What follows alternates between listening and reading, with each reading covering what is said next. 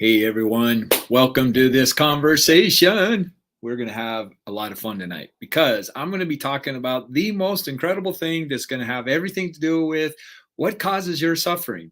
And I just want to put this out there with everybody. So first of all, tell me if you're watching a replay or you're watching this live. That would be awesome. And also tell me where you're checking in from. Love hearing where my friends and family are checking in from. Love it. So, we are going to be talking about what is the biggest enemy that we have. And the thing that's amazing about this, right, um, is that every single one of us deal with this. And there's actually a component of who we are that doesn't want us to recognize that we all deal with this. See, friends, when you understand effective seduction is not recognized, you might want to start taking your awareness at a whole lot more serious because having awareness nullifies seduction, right? There's a great book out there that's called Influence, the Psychology of Persuasion, and it's a beginning part of some of the things that I'm teaching in the ROI Accelerator Challenge. Because if I think about that, if you don't know what seduction is, or you don't know that you are being seduced, just think about the ramifications of that, right? It's the same thing with who is our biggest enemy, right? Who our biggest enemy is things that we're not aware of, right? Like I remember I was working with a guy and he said it's Lut Sao, I believe, is it the art of war. He talks about keeping your enemies close. And many of us have had experiences in our lives where we want to push the enemy away from us, right? And there's lots of reasons why we do this. One is the thing that we seek as humans is peace, right? Like that's like having money, having health, having love, all those things lead to us having peace, right? So that's what we seek. And hey, it's good to see you. As Facebook user, I don't know who you are. It's good to see you. I appreciate you being here. But I really want you to think about what is your greatest enemy, right? And see, I did a TikTok video about this where a gal, she was an African American gal, and she was very, very overweight. And I say that very intentionally. I had to make the distinction of that she was very weight. Oh, Whitney, it's good to see you. Thank you for being here. Um, I have to, her being overweight's a very important part of this, right? Here she is absolutely annihilating Martin Luther King Jr., okay? And calling him out, I mean, just annihilating him. Like he can't be a leader. He cheated on his wife, and how can we honor him? And just like obliterating him. And I was like, wow, isn't that interesting? Here's a man that basically sacrificed his life, and his mission is what catalyzed the opportunity for us to look at her community much differently, right? Like the things that he said, he was a catalyst, right? He catalyzed a lot of things of what we have going on today. And here she is annihilating him because he cheated on his wife. Now, I couldn't imagine, I could not even contemplate what Martin Luther King Jr. went through, not justifying anything, right? But just understanding we all suffer. We all suffer at various lengths within ourselves, right? And in that suffering, we are going to want to we take on strategies that might not be in line with our highest self, but it's just like when we're in survival mode, we are going to make decisions that are probably not in alignment with our higher self, right? And we don't know what somebody's journey is. I have no idea what was going on in Martin Luther King's Jr.'s life at that time. I can't imagine the scrutiny, the pressure, the stress, the mental game that he must have been going through. I can't even fathom what that was like, right? And so to take away what he did because he was unfaithful, cheating, whatever word you want to use on his wife, like wow. And so what I thought about was watching her, and I was just like, I'm just curious, have you ever considered how many times you've cheated on yourself? Because obviously she had cheated on herself many times because she was very, very overweight. And see what we do, and this is something that's really, really important that you can understand. When you see somebody, what somebody projects reveals a lot about who they are, reflects a lot about their inner world. So if you want to see how somebody's going to treat you, all you have to do is listen to how they talk about other people. That's it, right? Or listen to how they talk about themselves, right? And because they're revealing some stuff within themselves, right? Because they are going to literally project what is in their inner world. And this comes down to, what is our biggest enemy? Our biggest enemy, our biggest enemy is ourself. Our biggest enemy is ourself, right? And we don't value our inner peace. Like when you start making your inner world your top priority, then your life is going to start radically changing. You're not going, see, there's so many, like Ayanna Van Zant said something one time that just absolutely, like this, when she said it, like it landed so hard that I memorized it just like that. And it was like, if you give out of a deficit, you cause the other person to be a thief.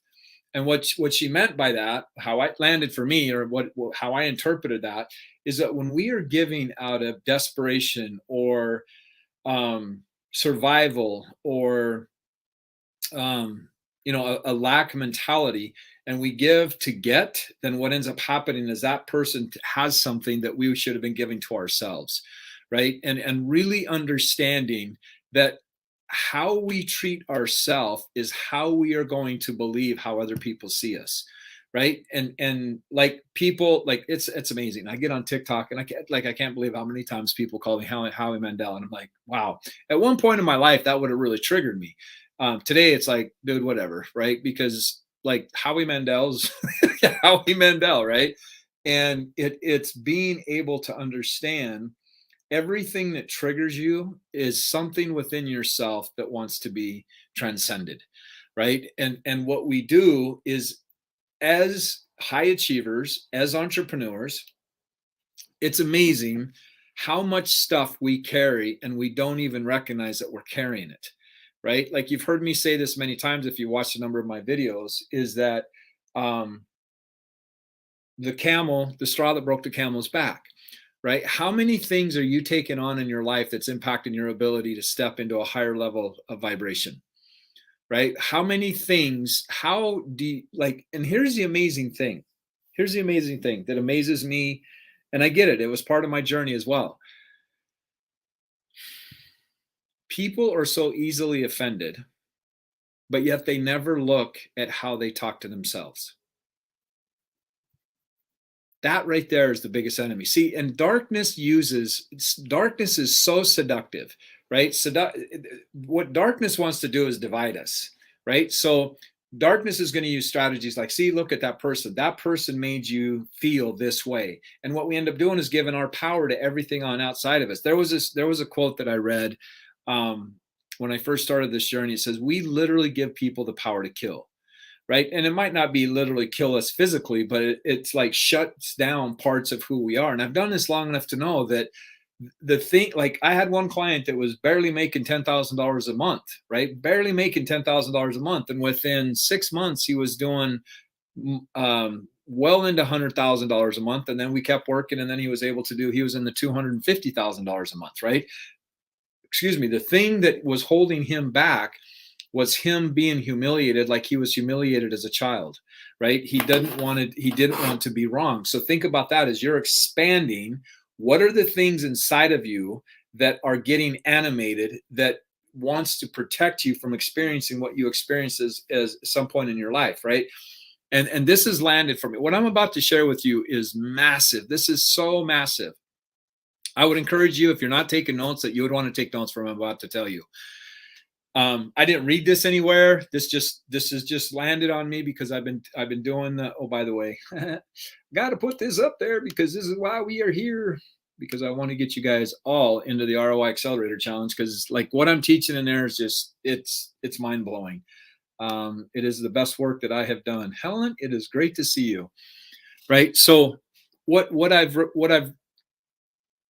is integrated within me in the last week is understanding we have this experience. Okay, we're going on our timeline, right? And then we have this experience.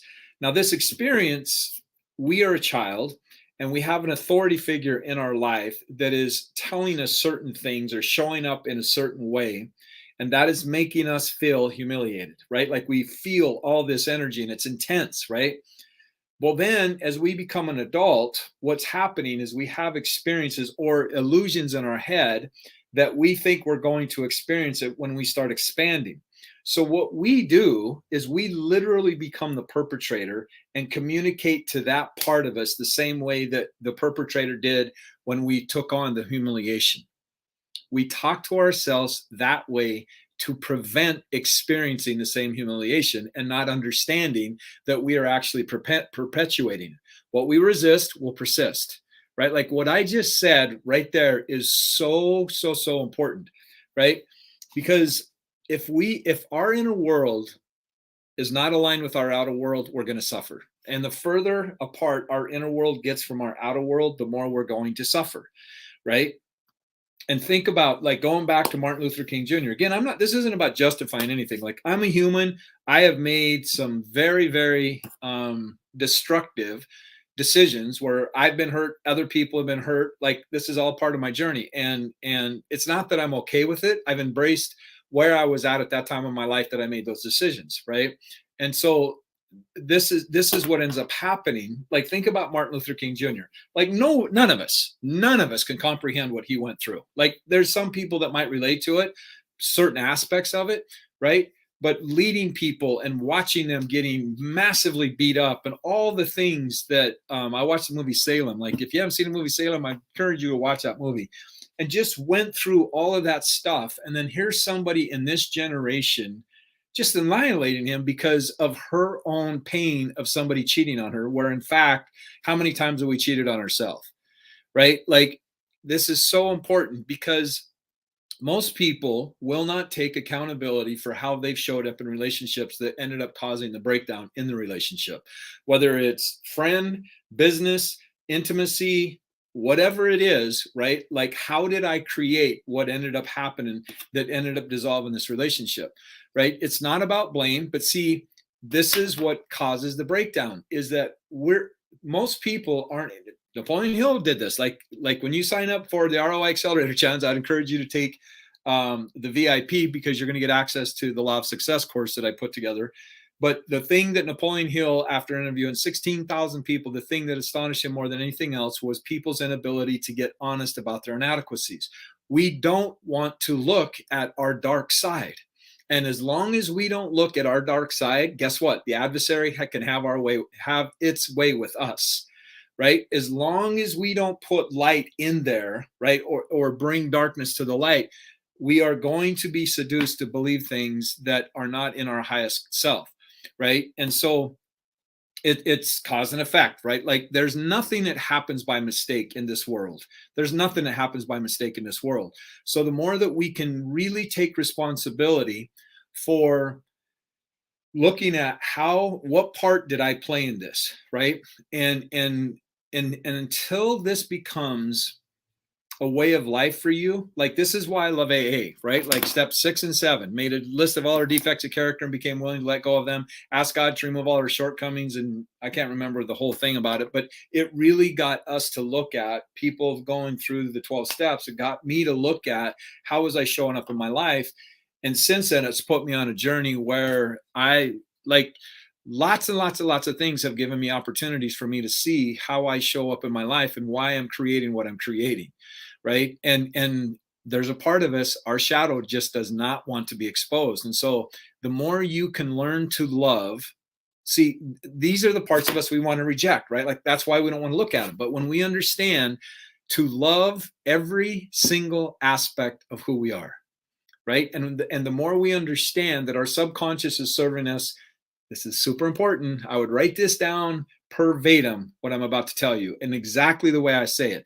The subconscious mind will serve you the way it believes you want to be served. Now, what it comes up with on how it believes you want to be served is it looks at all of your timeline, it looks at all your memories, it looks at how you characterize things, it looks at how you hold things, and then it comes out with a behavior.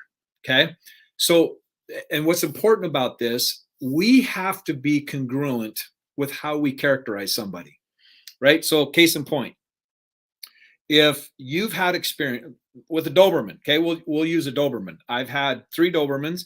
I've had lots of experience around this where I'm walking my dog down Main Street, and I've actually had women grab their boyfriends, put them in front of them, and put their boyfriend in between my Dobie and them, right? Obviously, she's not doing this because of my dog. She's doing this because of past conditioning or past memories or past experiences, right? Well, guess what happened to my dog? My dog felt her energy, and I watched a mohawk go right up his back, right? Because she characterized that dog as being dangerous.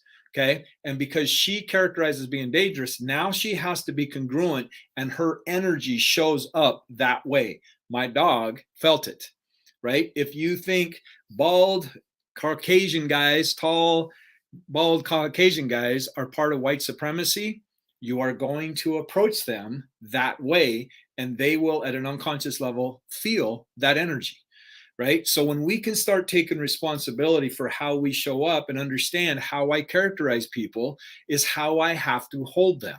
We have to be congruent with that, right? Like if I think this guy's going to be whatever, I'm going to show up and hold space for that person the way I've characterized them. It's the same thing with our timeline, right? So how do you characterize events that have happened in your life?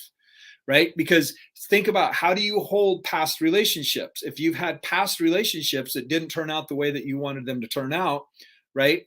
And thinking that you're a failure, you thinking you're a failure is going to cause suffering. You're going to take that suffering into another relationship, and it's going to make you more codependent on the current relationship because you're suffering inside and you want somebody on the outside of you to medicate, if you will, or necessitize the suffering that you have not taken responsibility for, right? And if you have multiple events in your life that have compounded over time, you're like, we've all heard the baggage thing. The baggage thing gets bigger and bigger and bigger and bigger. So again, thinking of the camel, right? All this baggage is on top of the camel, and then just one event drops on the camel, you have a major breakdown, right? And then we're going to blame everybody in that situation of what's happening, rather than me looking at and going, no, the reason I'm here is because of all the stuff that I've carried that's got me here, right? If you're carrying something, it is causing you to suffer, period. If you're carrying, so how many of you have had a conversation inside of your head after you had a conversation with somebody and said, I wish I would have said that, or why didn't I say that, or things like that? Okay, how many times have you done that, right? I'm telling you from my own truth, right? This isn't something that I read in a book. This is my experience as well, right?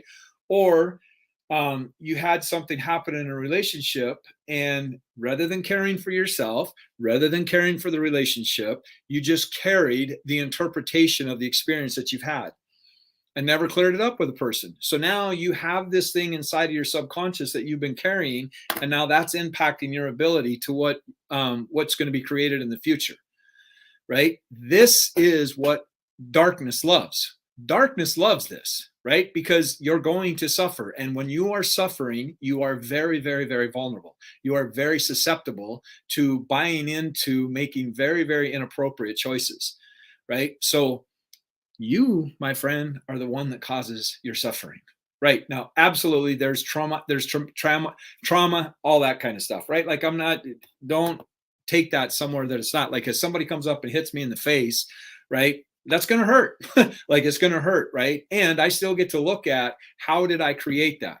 Like what decisions did I make? All the things. And again, it's not about blame, right? Because if we blame, this is the voice of guilt. When you start understanding the different levels of consciousness, you start understanding the voices of each level of consciousness, right? Blame and projecting out and doubt and all that is the voice of guilt, right? So if you want to feel guilty, then that, and regret, like all of these are things that will keep you in shame and guilt, right? So you learning how to love every single part of your life, right? Like the things that you have done back then, understanding your subconscious was serving you back then, right? And if you are in a state of survival, you're going to make decisions that are going to support you getting out of that survival state. Just like you go to a grocery store hungry, right? How many relationships have we been in? We were insecure. We've been in financial situations where we were desperate to make money. We wanted somebody else to take responsibility for our own suffering, and we gave the keys to our heart to somebody else and they took it, right? Like the list goes on and on. But rather than judging that part of who you are, learn to love that that's who I was at that time. And the great thing is that the lesson is going to keep returning until you get it, right? But like I've had some serious conversations with people that have overcome horrific, horrific decisions, right? And that is what had to happen for them to learn the lesson, for them to be the person that they are today, right? This is so important what I'm going to share with you. We have to go through the threshold of what we are learning to be on the other side, to have the consciousness to understand what the solution was, right? But then once we get the solution, then we judge ourselves for not knowing it before we had to go through this threshold that taught us what the solution was. Isn't that ironic? Right? But if you boil it down, if I handed you, well, some of you on here might be able to do it. I'm not able to do it. But if I handed you a quantum physics exam and said these are all quantum physics equations and stuff like that, and go, here, you pass this test, you would look at me like, Jeff, dude, I don't know how to do this. Okay, but then you would understand that in order to get to that level of awareness and level of learning, you would have to go back to your last level of understanding in mathematics, right? Maybe it's algebra, maybe it's calculus, like whatever level that you had exceeded to, you just start building from that point forward to get to the level of quantum physics, right? It's the same thing with life. It's the same thing with life, right? Like all of the things that you have gone through have been part of the preparation to be who you are today. And wherever you're at today is still part of that process that's building you to become the person that for what you're going to create in the future. Right? But your subconscious is going to serve you. And if you're using past memories to keep you in pain, it's going, we're not going there because I don't want you to feel any more pain. Or it will show up in disease or ailments or things like that within our body to get your attention, to get you to slow down and say, hey, there's something going on here. And I really want you to pay attention to this. Right? But we just, I got to grind. I got to do this. I got to run these conditions. I got to run these automatic programs. I got to do this. I got to do this. I can't let people reject me. And we just run ourselves ragged and crazy, right? And not just stopping and going, what's going on? Who am I? Why am I doing all this? What's important about all this, right? The more we learn how to do this, the more flexibility that we have, the more we're going to master our inner world, right? So what parts of your life, what decisions have you made that you still hang on to that is keeping you anchored in the past?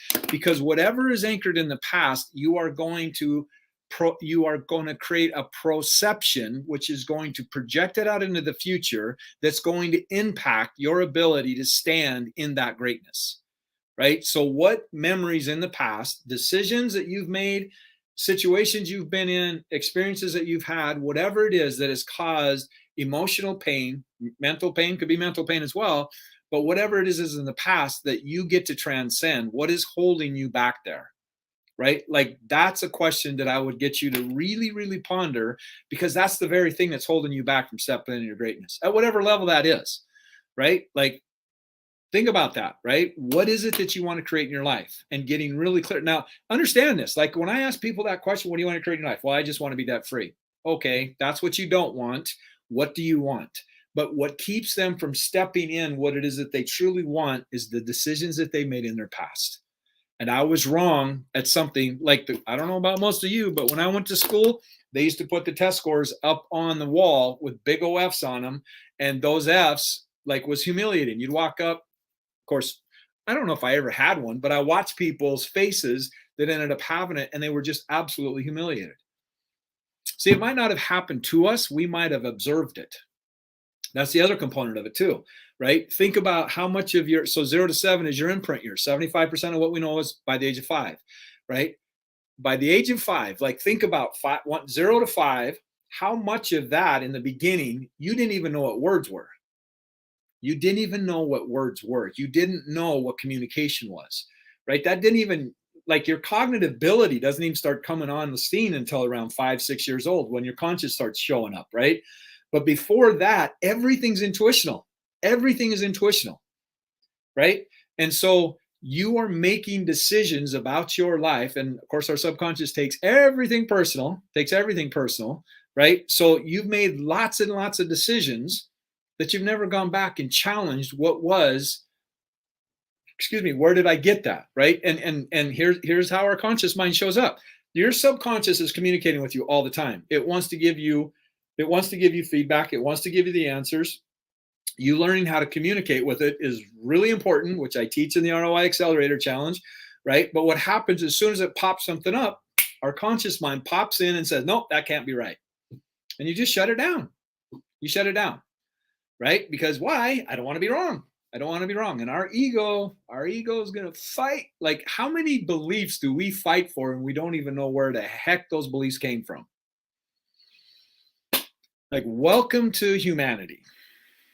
Right? There's assigned beliefs and there's chosen beliefs, right? And the assigned beliefs really get us in touch with the fact of, gets us in touch with our biggest fear. I don't want to be separated from my tribe. But our ego's like, oh, I don't have that fear. Okay, cool. Well, let me take a look at your life and see where you're going and what it is that you want to create. And I'll show you where that's at, right? We all have it. It's a primal part of us, right? Like back in the medieval times, that's how they punish people. They exiled them, right? So whether it's physical, mental, emotional, spiritual, whatever level, it's still a neurod. You're in a world, your subconscious mind does not know the difference if it's imagined or if it's real, right? So if you have these different experiences in your life that you experienced as a child and you have these different visions of what you're going to experience, it's still going to make your body feel the same way. It is your body that shuts you down. It is your body that shuts you down. You go into survival state. Right. So if you want to learn new possibilities, like one of the things that I'm really going to that I'm teaching in the ROI challenge, accelerator challenge is when was it? 2008, I believe. I went to a 3-day event and I got introduced to a thing that forever changed my life. I was a jeweler. Like I just sold all my jewelry stuff and I was like, okay, cool. What am I supposed to be doing? Just had a very successful career in jewelry, all that stuff. Went down there and I got an idea planted in my head. Of being a teacher. I'm like, what? Being a teacher? Writing a book? Are you kidding me? Like I'm a moron. I can't write a book. Like learning how to communicate and teach people. What? You're out of your mind. I can't do that. But at the end of that event, I wrote a check out for $8,000. Wrote a check out for $8,000, and it was all the money I had. I had no idea where I was going to get any more money. Like it was like totally terrified, and I did it. And here I am, 14 years later. Right? You're one decision away from radically changing your life. You are one relationship away from radically changing your life. You are one decision, one idea from changing the rest of your life. Wouldn't it be worth for you to be a part of a community at the ROI Accelerator Challenge where you're amongst other people and going through like the R stands for remember. Literally when you look at the word remember, right? Like remember your superhuman ability before you got all these conditionings that kept you playing at the level you're playing at. Remember, which literally means when you take the Latin word and go much deeper, it means to rewrite. To rewrite your past. And not only rewrite it, but design it and construct it in a way and understand that you are the one that created the narrative of all of that and design it so that it is aligned and congruent with what it is that you get to be. Okay. The O is for optimizing everything in your life so that it's aligned and congruent with what your purpose has you calling you forward. And the I is being able to influence yourself so that you're able to stand in your power and influence other people, that you are the only logical choice for whatever it is that you want to offer to this world. Right? Like understanding how to influence people is priceless. It's priceless. Right? And I mean, you sit here and look at me like now, I mean, if you knew how many hundreds of thousands, I'm probably well over 7 figures now. The different things that I've done to invest into where I'm at, like I spent probably 40 grand just learning how to bring my car wreck to the public. Right. And then writing this, like this cost me, just financially, I probably got, probably 40 grand into that book. Right. now I do this for my clients, right? Like I show them how to write books. I show them how to become international bestsellers. Like that's what I do because I had to go through the journey, right? But that's what I'm saying. That one event changed radically changed my life, right? So now what that means is that's my learning curve. I get to compress it down. And because I know all the things that I know and been clean for over 32 years, right? Like there's lots of things I've learned about letting go of the ego and all that stuff, right? That accelerates it. And there's lots of things that I had to go through to get me to believe that I had a voice, that I'm actually do have some things. I do have a couple of thoughts that I can rub together and share with this world, right? But if you're going to make up a story that supports you and what it is that you want to create. Okay. I thank you for so much for saying that. Your pain is your purpose. Your pain is your purpose, right? Turning your pain into your mission is absolutely freedom. And you understand, right? Like when you let go of all that charge of things that have happened in the past and how you hold those things in the past, your subconscious takes everything personal, right? Like it's been part of my journey. And when me working with clients, like when parents get divorced, child thinks it's their fault. Why wouldn't they think anything different? Like the subconscious takes everything personal. Like I caused this, right? And there's some parents that do a really great job on doing that, right? Like think about if like parents not understanding, young parents have a child, all of a sudden the child becomes the main focus of the mother, breastfeeding it, spending all this time nurturing and stuff like that. Well, that's going to impact the relationship with the partner. If the partner doesn't understand and has insecurities and stuff like that, well, he's going to start getting upset. Now the mother's going to start feeling guilty because she's got to right? And that baby feels all of that stuff. Okay? This is how granular it can get, right? So I'm not saying that to install it upon you. It's you understanding that you were the author that created all this. And so you're the author that can recreate it to be what it is that you want it to be and support it in the way that you want to support it. Right now, because you have this awareness and your environment doesn't, your environment's going to go, dude, you lost your freaking marbles. Yep, I did. I've lost them a long time ago, right? Yeah. And so someone put up here, I've struggled with keeping the pain private, feeling such a shift, just being in your presence. Okay. Keeping the pain in private is exactly what darkness wants you to do. It's exactly what darkness wants you to do. Darkness wants you to isolate and to feel that nobody's going to understand that. And again, what we do is because of the event and the things that we've done, right? We're judging ourselves and therefore we think someone else is going to judge ourselves. And there's people that will, without a doubt. Like there's some coaches out there that I've worked with clients after working with certain coaches that have messed up people's heads, right? And I've had to undo the stuff that was installed to them with a coach that didn't understand what that meant, right?